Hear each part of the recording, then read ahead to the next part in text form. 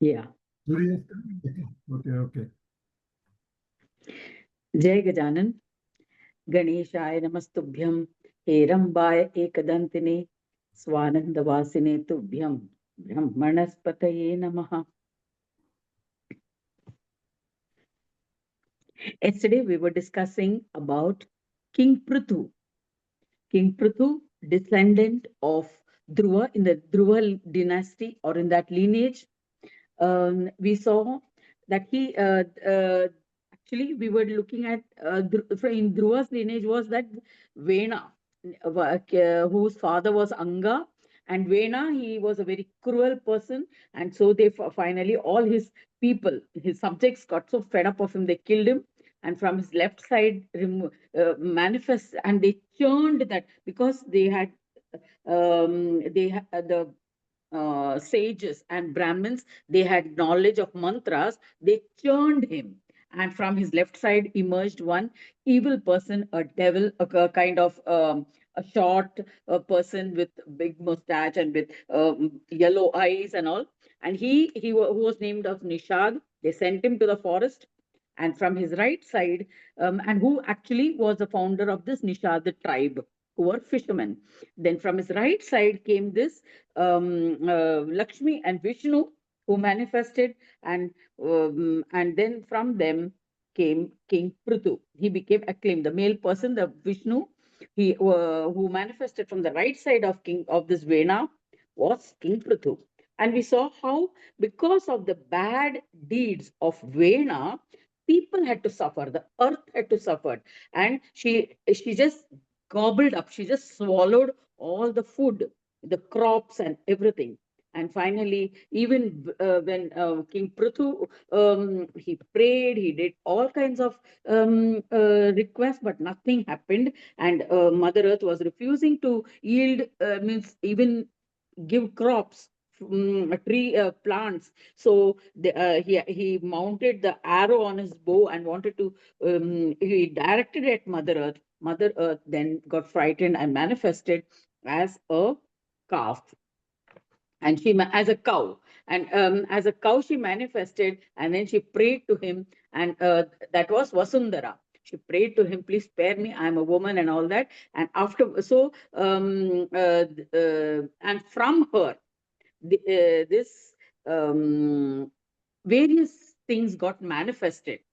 How Brahmadeva, we saw how Brahmadeva, so how Brahaspati made Brahmadeva as a calf, and uh, and requested from this Vasundhara to give the Vedas. So in that manner, one by one, Vedas, knowledge, Yajna Karma, the light of the sun, all started manifesting, and the Prithvi was restored to the earlier prosperous condition as it was before this devastation caused by this King Vena.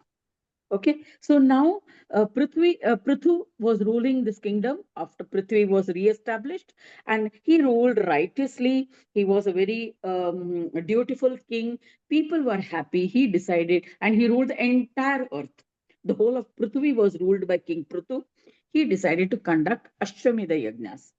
So even at these Ashwamedha Yajnas, gods came from heaven. Brahmadeva, Shiva, Vishnu, all of them attended this this Ashwamedha Yajnas. But in the middle, when the 100 Ashwamedha Yajnas, if a king performs, he will become the Indra, next Indra of the Indralok, Swarga, the king of gods. So Indra is a king of gods. So he will be able to go to Swarga and become the king of gods. So now Indra got frightened. Everybody kissa kursika. They are frightened about their own chair. So see, Indra started getting frightened. Now this King Pruthu, if he does 100 Ashwamedha Yajna, he will take my place. So he started interrupting this yajnas. So after about 60 yajna or so, somewhere in between, he assumed a form of a sannyasi and came there. He He came and as a sannyasi, and then he just stole the horse and went away. But this King Prithu's son saw this Indra, so noticed that Indra, this is Indra, not a sannyasi, and so he fought him and pulled back the horse and brought it back to the kingdom, and somehow he allowed this Indra to go.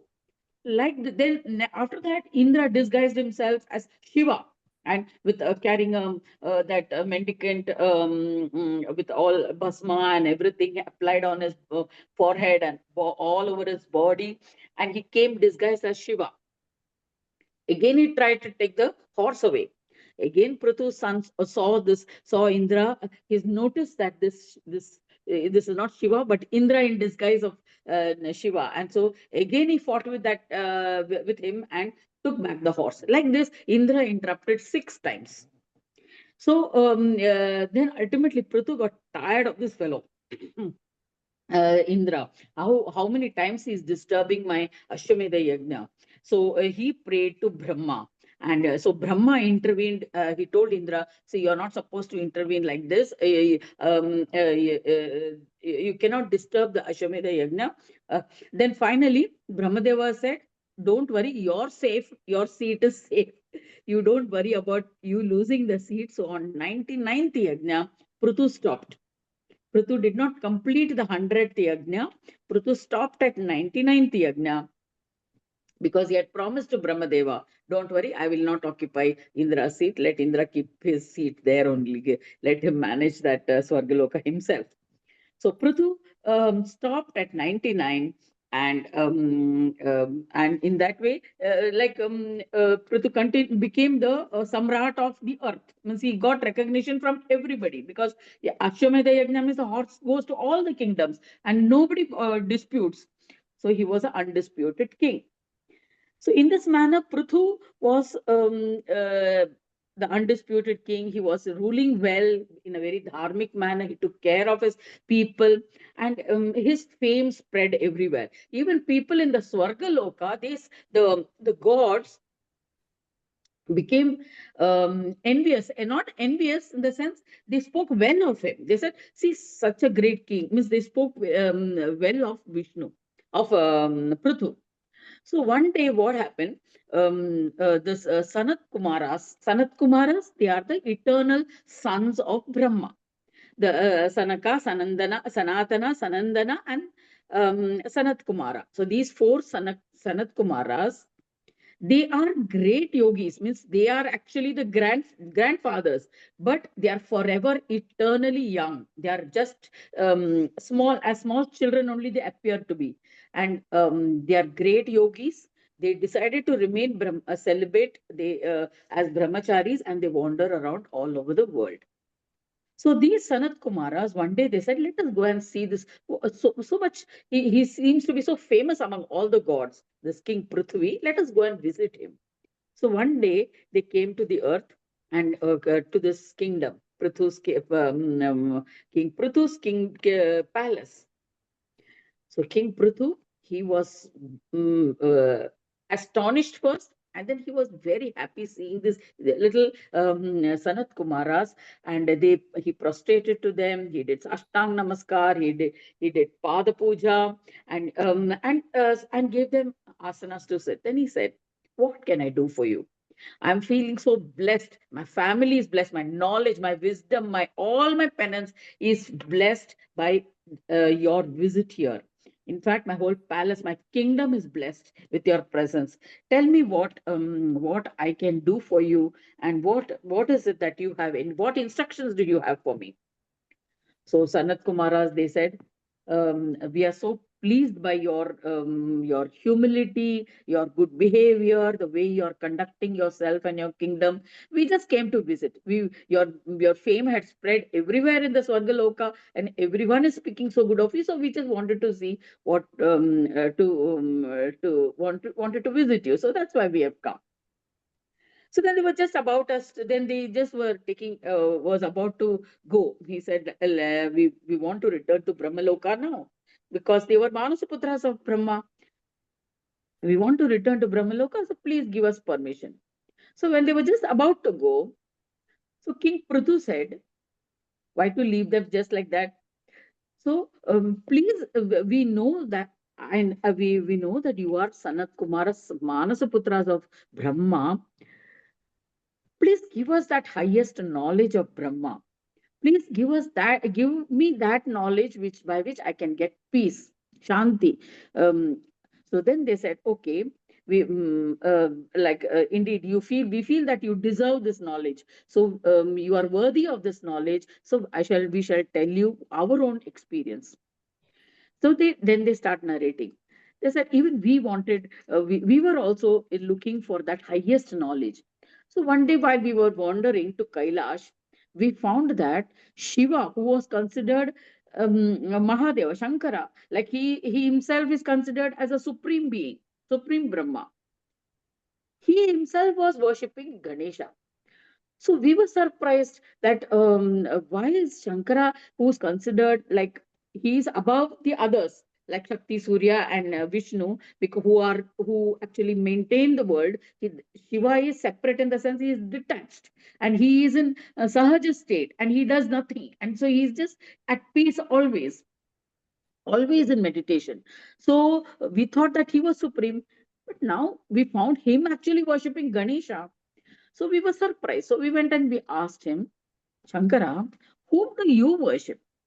So Shankara said, see, I am only a Sahaja Brahma. Somebody has made me also. So that person who has made me, he is someone who has given me his powers. That is why I am able to remain in a Sahaja state. I am in a detached state. I am dispassionate. I am unaffected by anything. Whereas all others, that is Sat Brahma, Asat Brahma, Sama Brahma, that which is Shakti Brahma, Surya Brahma, and Sama Brahma, all of them, they are conducting the various activities of the world, and they are they look after certain dharmas like karma, the karmas, like Surya, Shakti, Asat, Sat, this karma, they are karma brahmas, jnana brahmas, and karma, jnana, and bhakti. So they look after these aspects. They are worshipped as karma brahmas, jnana brahmas, and bhakti brahmas. That is karma, Shakti. Then for Surya Brahma is jnana Brahma, and Sama Brahma, that is bhakti. Bhakti, the deity of worship. So now they are representing those Brahmas, but they also have a Brahma whom they have to worship, from whom they derive these powers. So that is Ganesha. So I will give you that knowledge of Ganesha. Who is this Ganesha? This Ganesha has created all of us Brahma. So just like he gives an example. Now let us take a Vana, a forest. In the forest, there are mango trees, apple trees, and other different banana plantations. So in amongst each of them, each of the apple plantations, there are many trees. Together, they form a collection. Similarly, mango trees, there are different kinds of variety. Within mangoes, there are different varieties of mangoes. But mango as a species, a type of tree, it is a collective. So all of these collectives, there is a Lord, and that is Ganesha. So just as all the trees together is a collective, so also all birds together is collective, all food together is a collective, all life-giving forces are a collective, all speech is a collective. We have Anna Brahma, Jnana Brahma, Prana Brahma. That way we have several collectives. And the Lord of all these collectives is Ganesha. These collective means Gana, a collection. So when the collective of all of them, the Lord is Ganesha. So I worship that Ganesha, and that Ganesha, he we don't we he is consisting of the manifest and the unmanifest. What we see as a manifest is only his reflection. That is Bimba, and that is Maya. His aspect which can be manifested as Maya. And from that Maya is Chitta, that is mind consciousness. Everything is a mental projection. From mind only, from thought, from desire, various vrittis of the mind, variations of the mind, that everything gets created. So, and in within each of these creation, Ganesha is present. So Ganesha himself, from out of his one aspect, he manifests and exists as this world, and within each of them, he is present. And he is present in order to enjoy each of these aspects of his own self. So that Lord, who is the light of all which is present in all these manifest things, is Chintamani.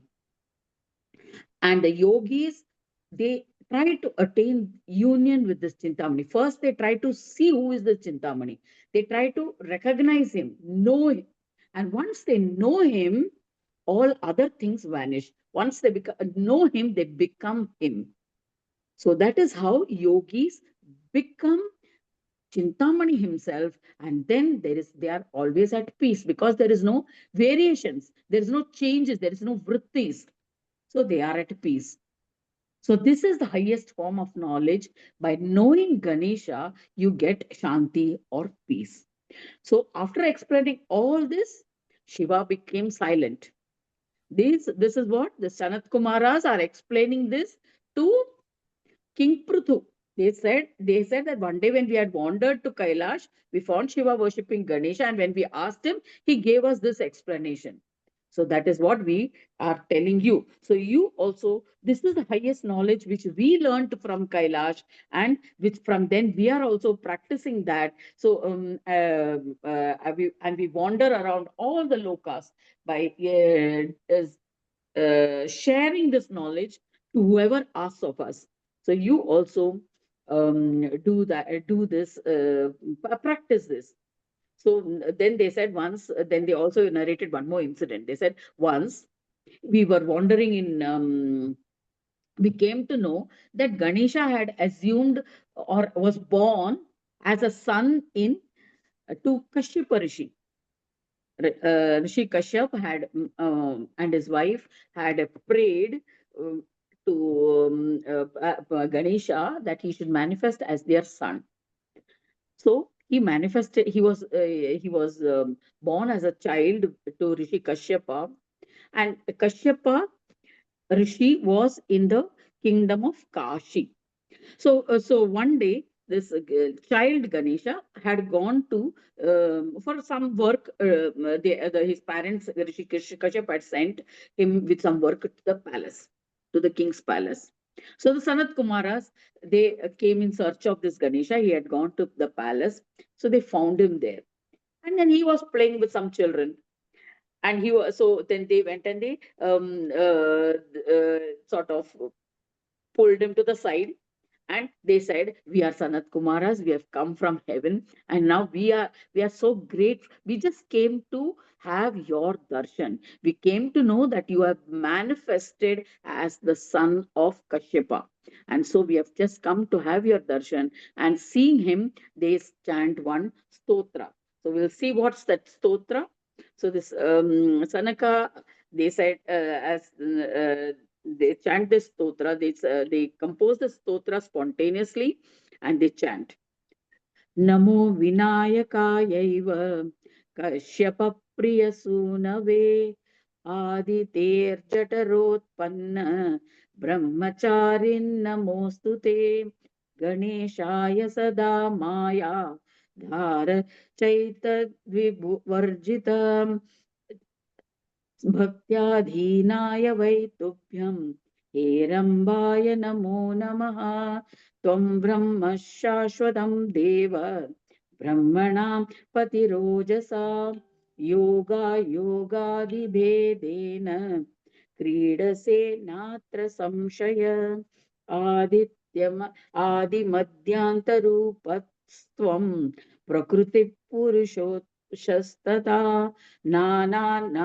नादानादौ च सूक्ष्मस्त्वं स्थूलरूपो भवान् प्रभो सुरासुरमयः साक्षान् नरन्नागस्वरूपदृक् जलस्थलादिभेदेन शोभसे त्वं गजानन सर्वेभ्यो वर्जितस्त्वं च मायाहीन स्वरूपधृक् मायामायिकरूपं त्वां को जानाति गतिं परां कथं स्तुमो गणाधीशं योगाकारमयं सदा वेदानशम्भुमुख्याश्च शक्ता स्तोतुं गजानन वयं धन्या येन प्रत्यक्षतां गत अस्माकं योगिनां दुण्डे कुलदेवस्त्वमञ्जसाम्. So this they chanted this in praise of Ganesha, to that little Ganesha who was born to Rishi Kashyapa. He said, they say, how much more can we praise? You are everything. You have manifested as everything, and you are the you are the sound itself. You are the gross body. You are the sukshma, the subtle things in this. You are the jala, vayu, all kinds of beautiful things of the earth. You are present. So how much more can we praise you? And we feel blessed that we were able to see you, have your darshan, and pray to you. So saying this, they stood there in silence, in reverence, just hand folded in front of Ganesha. This little Ganesha, he was he accepted, even though he was a child, he was mature because he was an incarnation. So he accepted that, he says that this stotra that you have composed will bless everybody, will anybody who chants it will be blessed with shanti or peace. And you will forever be eternally like Shiva. You will also be devotees of Ganesha. You will become Ganapatyas. Ganapatyas are the devotees of Ganesha, like just like Vaishnavites, we say Shaivite, that is those who are worshippers of Shiva, who consider Shiva as a supreme, they are called Shaivite. Those who consider Vishnu as a supreme Brahma, they are called Vaishnavites. So, like that, those who are worshippers of Ganesha as a supreme, they are called Ganapatyas. So the little Ganesha blessed the Sanat Kumaras like this, and then he went to start playing with the children, with other children. He went to play them. So these Sanat Kumaras, they bowed there. They went to the king of Kashi. They were in the palace. They had come to the palace, so they just met the king of Kashi and paid their respects, and then took leave of him, and they returned to Swargaloka. And then they started observing. Mudgalacharya is narrating to Prajapati, Daksha Prajapati, that this story. So he says, now the Sanakadis who had come there to visit King Pruthu went back to Swargaloka and practiced wherever they were wandering. They practiced all these this knowledge of Ganesha and were absorbed in his worship. So in this way, the King Prithu, he was blessed by such visits of divine beings also in his kingdom. So in this manner, the King Prithu ruled the kingdom very, there was abundance, ample Aishwarya, prosperity in the kingdom during his rule. So in this way, we end this chapter 25th of second part of Mudgal Puran. We will tomorrow we shall see the lineage of Prithu, the other kings in his lineage. How do they rule the kingdom?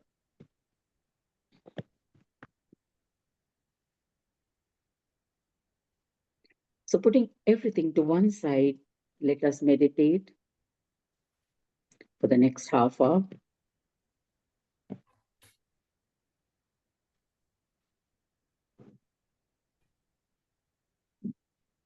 Take a deep breath and relax into your body.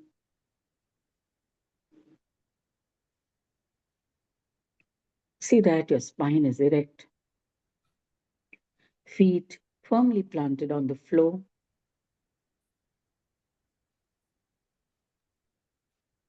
See that you're grounded.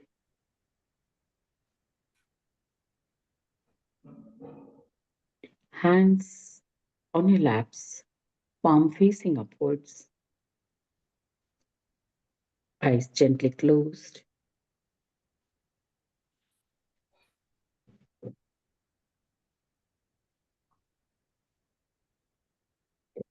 Bring all your attention to the breath as it flows in and out naturally.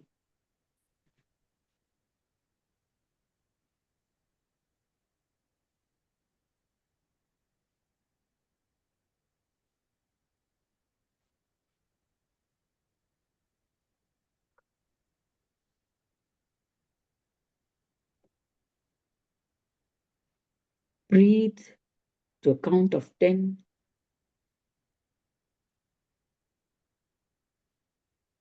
Inhale to a count of 10 and exhale to a count of 10.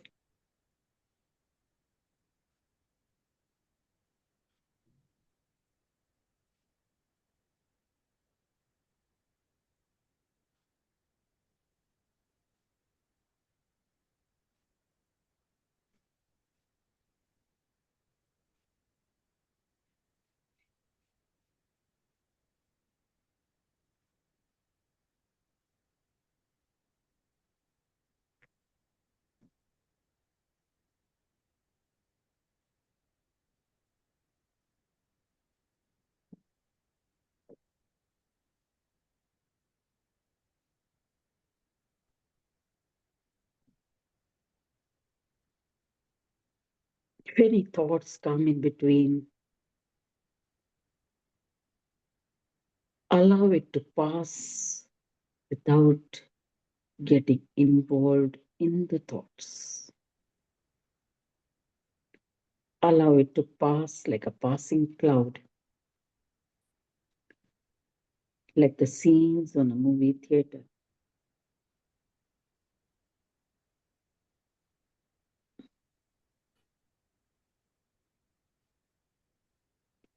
Put all your attention to your breathing.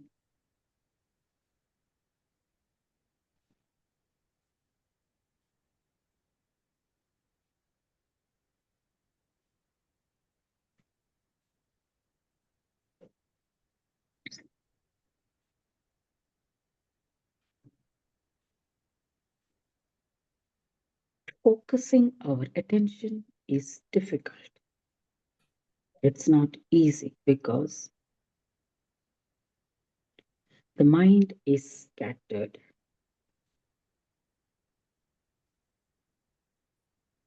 The mind is used to indulging in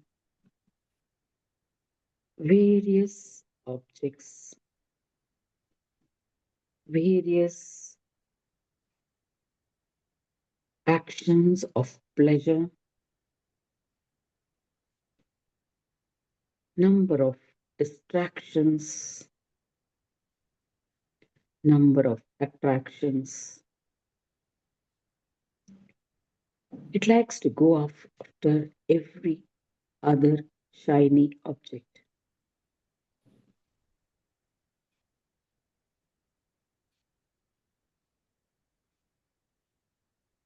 Focusing on one thing requires effort, requires persistent effort. It requires your entire energy to be directed on one single activity.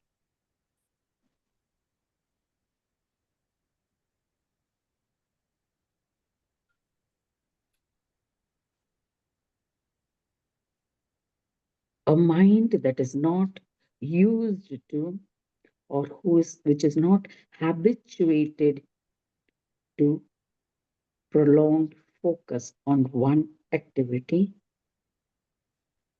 is easily distracted.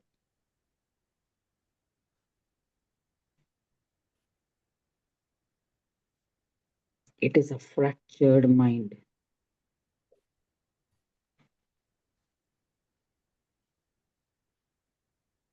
A fractured mind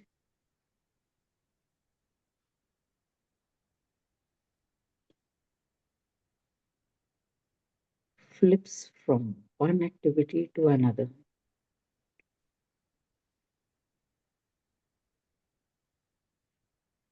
It is not steady. It gets easily bored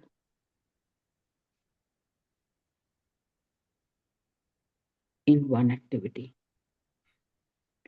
So it looks for changes all the time. Have you not observed this in yourself?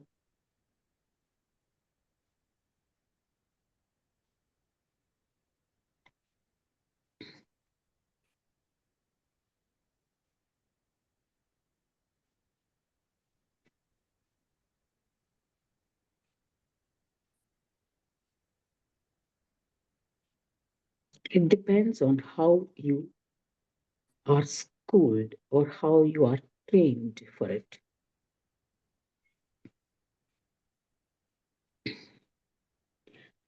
How we grow. In school, we have time slots of 45 minutes or 30 minutes. At college, we have 45 to 1 hour. As we engage in higher subjects, it may go to 1.5 to 3 hours.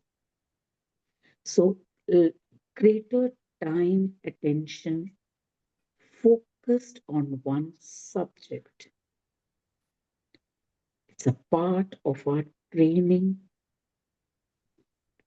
to engage our attention in one activity.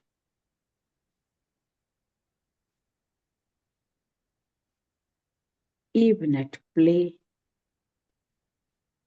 athletes train for long hours doing the same thing over and over again.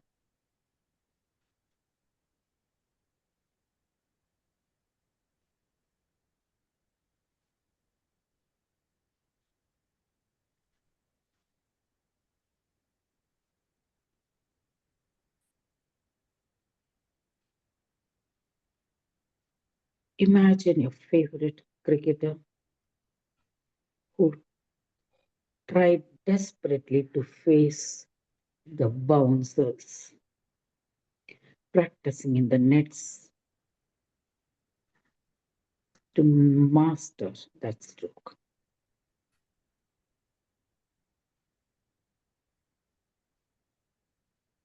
The square cut, the leg glance, to attain that proficiency in that stroke. How much of practice is necessary?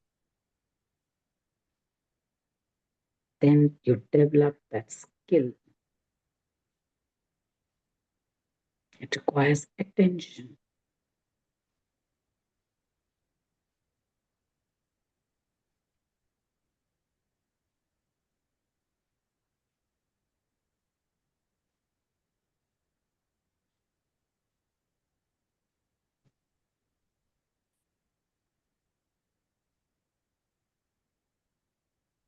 It's this practice of developing the muscle of attention, awareness, focus that gives us the skills when we are given a top job.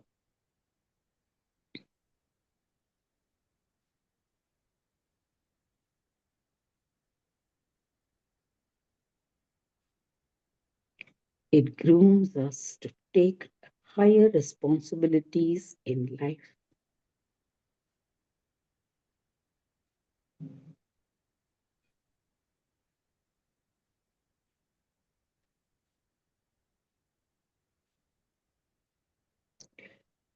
It gives us the ability to delve deep into a problem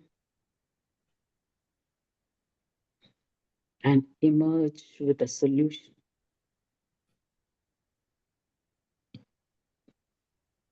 The complexities of issues requires focused attention.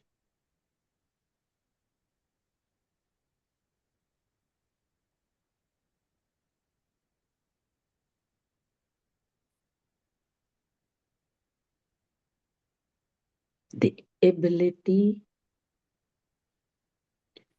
to keep a distance from distractions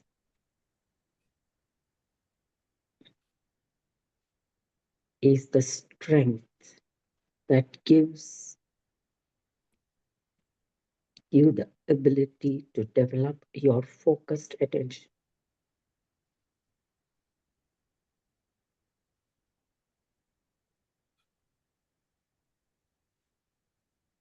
The energy leakages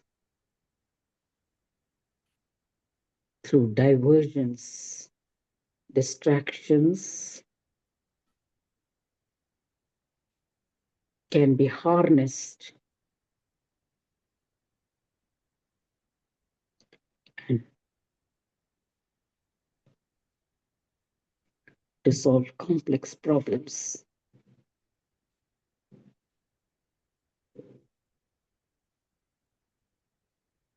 It's just an attitude, a mindset that you need to develop.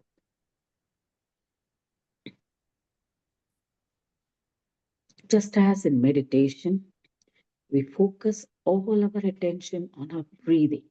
It's a practice that we develop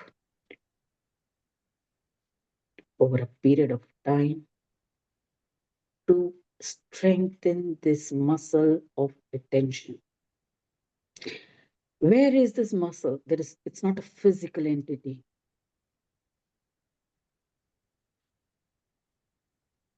but it is an unseen power that you develop.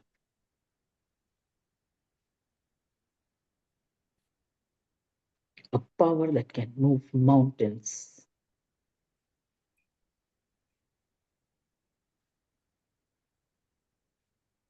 A power, when applied diligently, can accomplish wonders.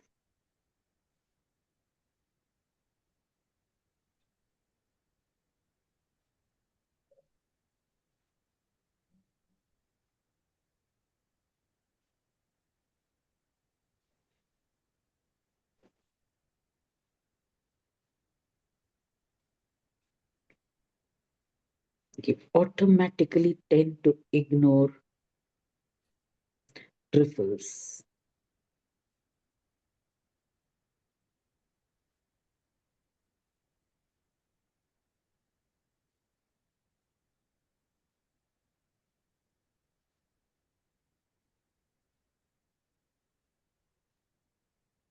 Nothing distracts you when you're focused.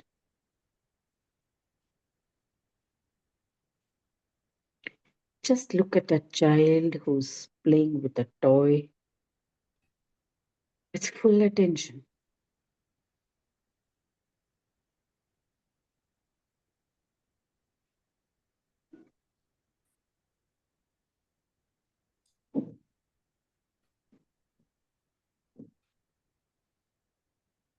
He doesn't get distracted even by the call from his mother. He's fully absorbed in that puzzle.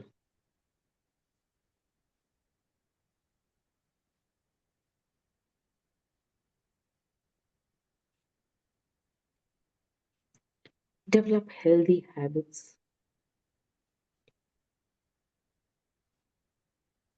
which prepares you for solving complex issues.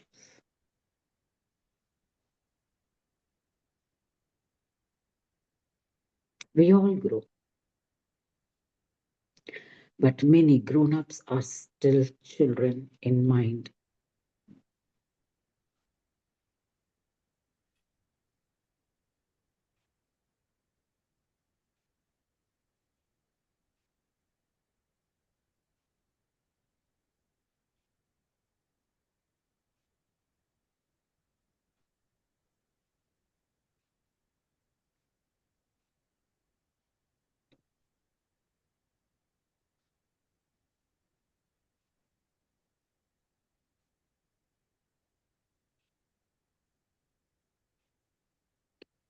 growing in all your faculties, in all aspects of your personality.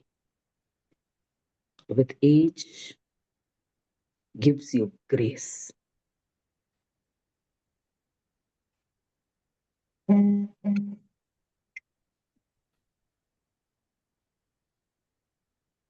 You will command respect. You don't have to demand it.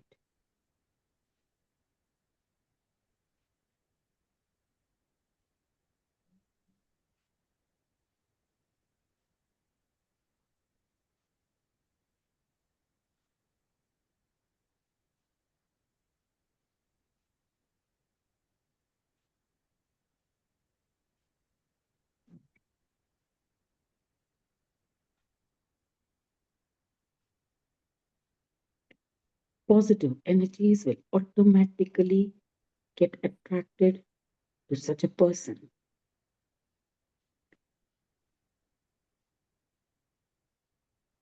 who oozes maturity into every cell.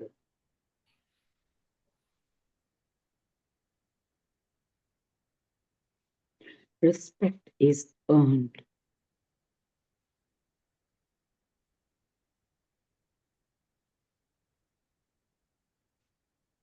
Automatically, you are blessed with higher responsibilities.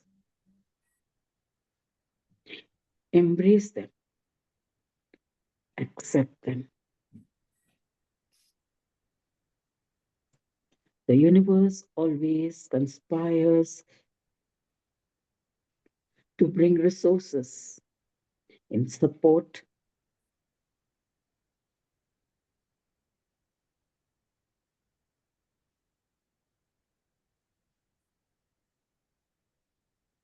As they say, universe always says yes to whatever you may say.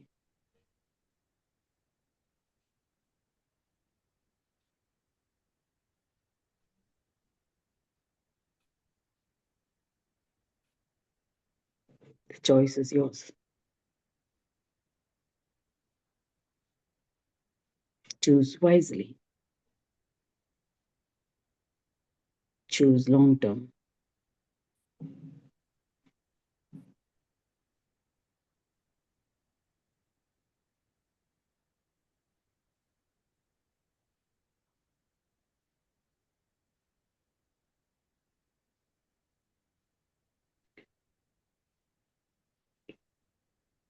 You leave the world for the next generation.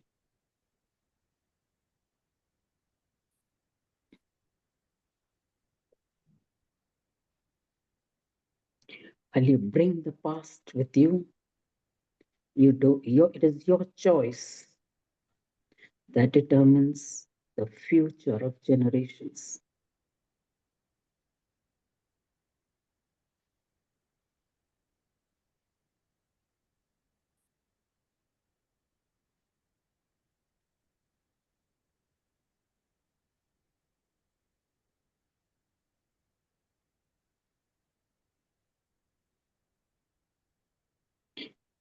Today, make it a promise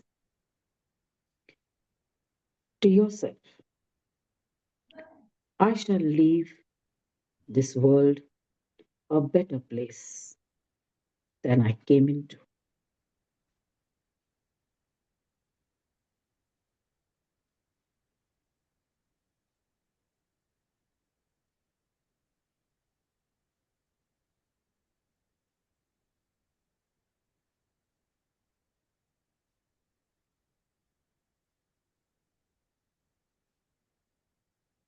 Let that thought go into every cell of your body.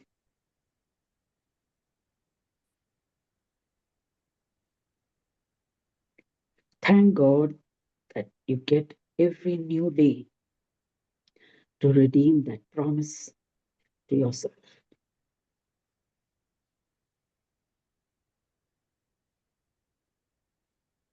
One more day to grow, one more day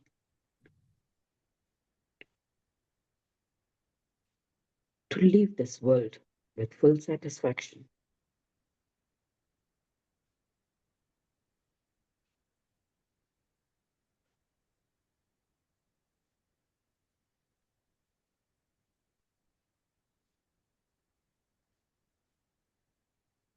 The promise for another day to redeem that pledge, though not wholly or in full measure, but very substantially.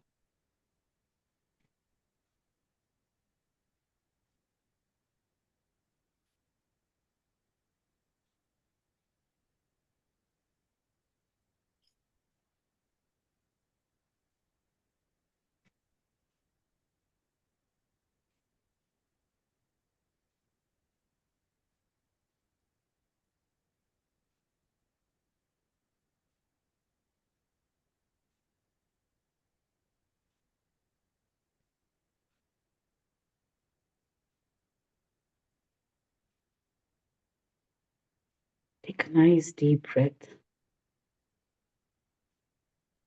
Breathe fully into your body with full acceptance.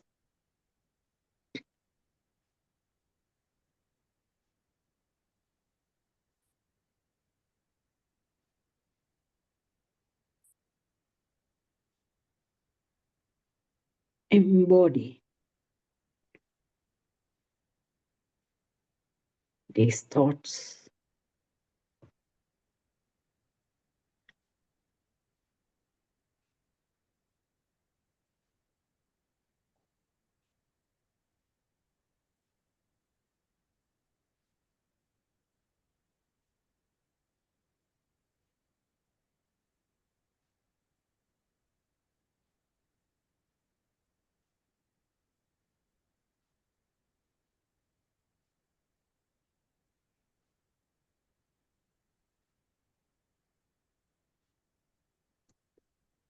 Feel it in the deepest part of every cell.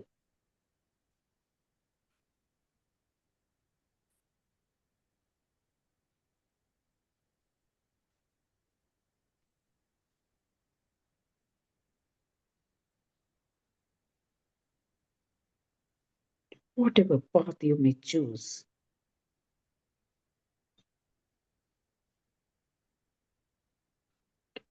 promise yourself to be fully committed.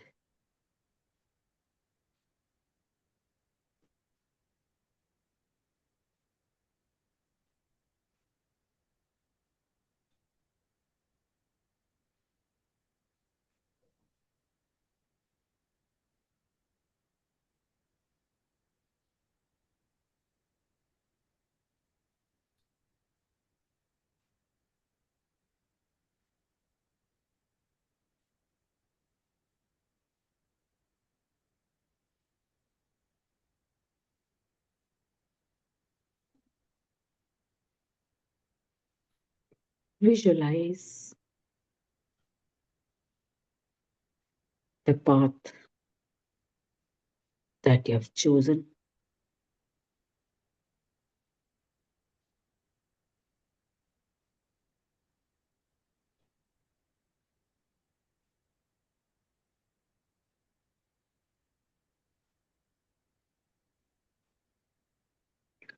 Visualize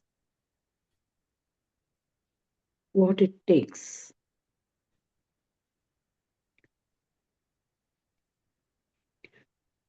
to make that path your own.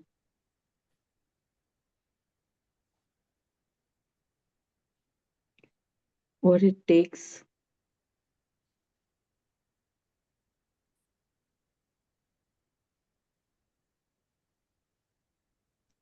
to see your goals fructify.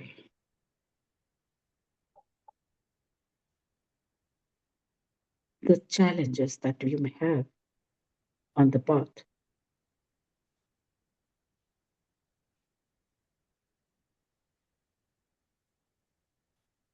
Visualize each one of them.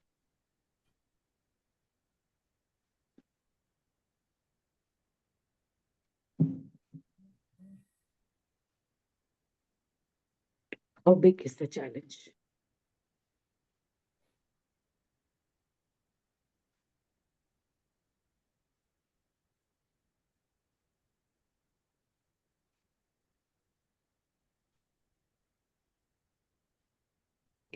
what resources you have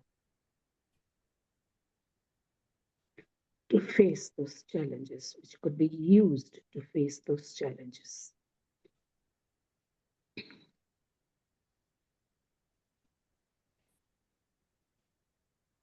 What resources you need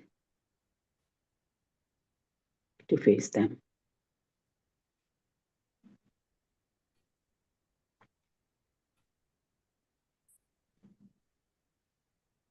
Visualize for yourself.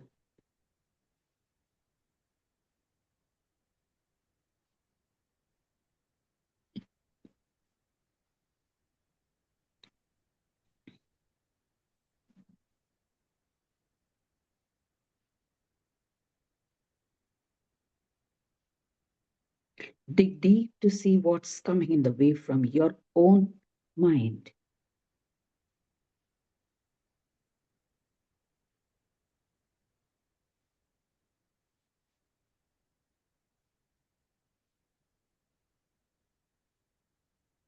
What is that mental conversation?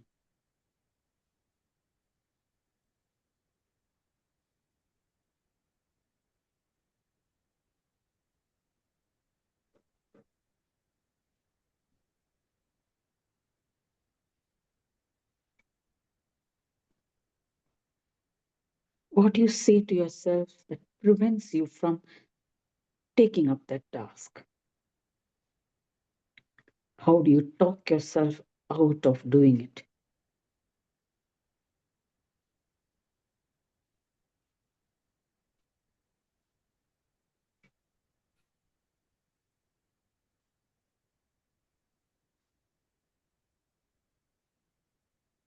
Clear the clutter.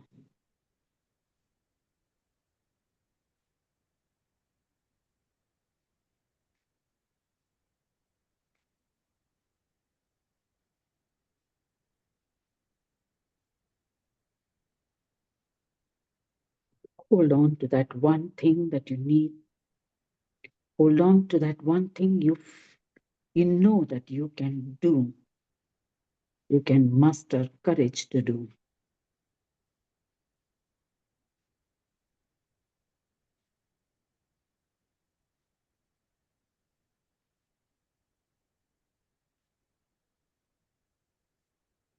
Commit to do.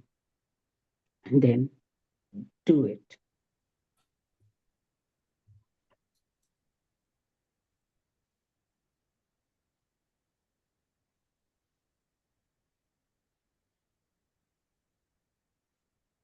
All you have to do is take that one step forward.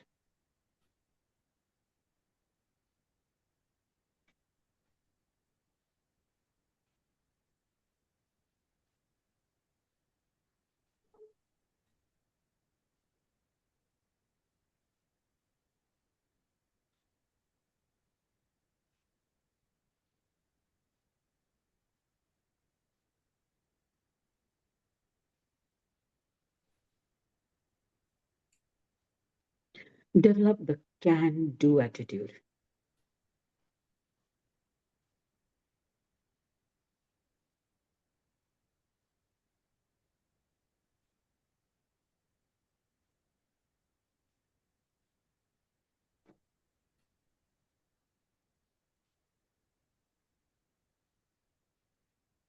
And remember, together we can.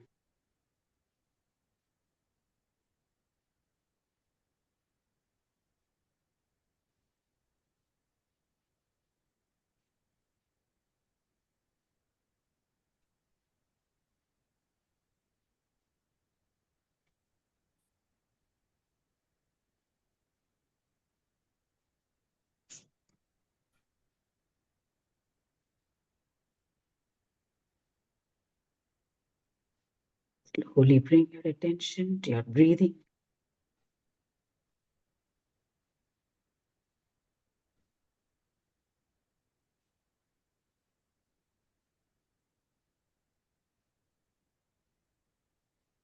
Wriggle your fingers and toes. Rub your hands together. Cup your palms, place it on the ice. Slowly rub your face.